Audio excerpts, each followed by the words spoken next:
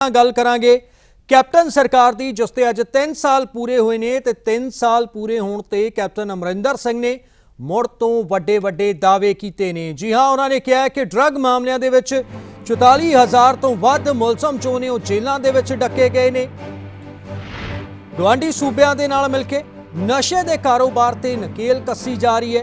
ਗੈਂਗਸਟਰਾਂ ਨੂੰ ਸੂਬੇ ਤੋਂ ਬਾਹਰਲੀਆਂ ਜੇਲ੍ਹਾਂ ਦੇ ਵਿੱਚ ਭੇਜਿਆ ਗਿਆ। रेत ट्रांसपोर्ट शराब माफिया ते गैंगस्टरां नूं उन्हां ने चेतावनी भी दी। इस दे नाल ही बेअदबी मामलिਆਂ ते गोलीकांड की जांच जल्द पूरी करने का भरोसा जो है मुख्यमंत्री कैप्टन अमरिंदर सिंह ने दिता। 5,62,000 छोटे किसानों का 5123.43 करोड़ का कर्जा माफ किया गया। एक बार मुड़ तो यह दावा किया गया। इस दे नाल ही सरबत सेहत बीमा योजना तहत 46 लाख परिवार कवर किए गए हैं। सो कैप्टन सरकार के 3 साल का कार्यकाल जो है पूरा होया है, उसनूं लैके रिपोर्ट कार्ड जो है कैप्टन अमरिंदर सिंह वालों पेश किया गया तो दावे किए गए कि सरकार ने इन्हां 3 सालों के विच बहुत वड्डा जो है बदलाव लिआंदा है। किसानों के कर्जे माफ किए गए हैं। 5,62,000 छोटे किसानों का अंकड़ा उन्होंने पेश किया तो कहा कि इन्हां किसानों का 5123 करोड़ रुपए का कर्जा जो है वह माफ किया गया। रणजीत सिंह कमीशन बनाया बरगाड़ी और बैबल कलां ते, and now I can assure you that जेड़ा लीगल इंपैडीमेंट सी, जदों भी कोई गल हुंदी सी सारे भजे जांदे से कोर्ट दे विच और स्टे ले लैंदे से। That matter is over and in the course of the next few days you will see major action being taken. We are going to come to the bottom of it. 197 arms have been recovered and 32 hand grenades have been recovered. These are from gangsters. What Pakistan attempting, oh vakri gal hai.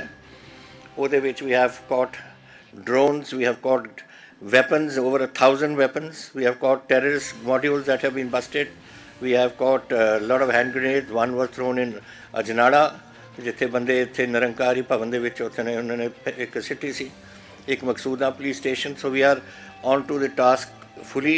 The terrorists are on the run, and I have made it clear that if anybody from Pakistan comes across और अगर वो आके इत्थे कोई गड़बड़ करने की कोशिश करे, उन्होंने को हथियार रखन, हथियार नहीं रखते फिर then there is no answer, but they will have to be dealt with by the police in the appropriate manner. एक तो ये गल है, और जिथे ताईं गैंगस्टर्स ने एक गल वो याद रखन कि मैं इत्थे कोई माफिया नहीं चलन देनी। ना चलनी है ट्रांसपोर्ट माफिया, ना चलनी है सैंड माफिया, ना चलनी है टेररिस्ट माफिया, ना चलनी है ये दूजे ये जड़े goonda mafia. They will be दिकर mafia. We will deal with all of them with a strong hand, and I can assure you that we will break this nexus. मैंने बाकी चीफ मिनिस्टर्स नूं भी साडे नाल दे सूबियां दे एक कॉन्क्लेव कीती सी। We unanimously agreed to fight this drugs because drugs are coming from all over. They are coming through from Udi. Udi now is one of your most sensitive spots in Kashmir, and ਉਹਦੇ ਬਾਵਜੂਦ ਉਸ sensitive spot ਤੋਂ 300 kilogram ਉੱਥੋਂ heroin ਪਕੜੀ ਗਈ ਹੈ। Then they find their way through Chamba or they come through our Punjab ਦੇ ਵਿੱਚੋਂ ਐ ਆ ਜਾਂਦੇ ਨੇ। ਹੁਣ ਨਵਾਂ ਇਹਨਾਂ ਨੇ via sea route through Gujarat ports they are coming, and then they find their way to Punjab. इधर पास नेपाल तो आ रहे हैं, बर्मा तो आ रहे हैं, they are coming, and Punjab has become a market. So we have to unanimously work on this, and we are working. We have set up task forces of combined of all our states. There is Himachal in it, Punjab in it, Haryana, Rajasthan, UP, Uttarakhand, सारे असी इकट्ठे करके असी इन्हां दे नाल Kashmir, and we are working, and Delhi we are working together. Sari cabinet ने पास कर दिता है Lokpal bill, which will be coming into the in the next session, and it includes everybody from the chief minister downwards, and ਉਹਦੇ ਵਿੱਚ ਜੋ act ਬਣੇਗਾ ਉਹ ਤੁਹਾਡੇ ਸਾਹਮਣੇ ਆ ਜਾਣਾ ਉਸ ਨੂੰ।